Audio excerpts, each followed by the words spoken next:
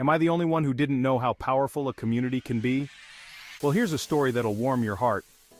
On a sunny Friday in Ward 19, Makoni Central MP Honorable Sagandira did something truly remarkable.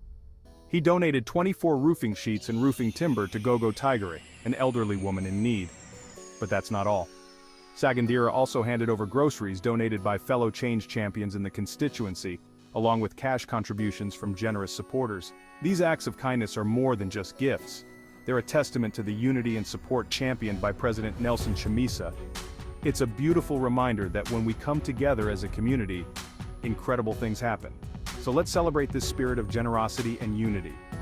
Because at the end of the day, it's about lifting each other up and making sure no one is left behind. Hats off to MP Sagandira and everyone involved. Now, isn't that something to smile about?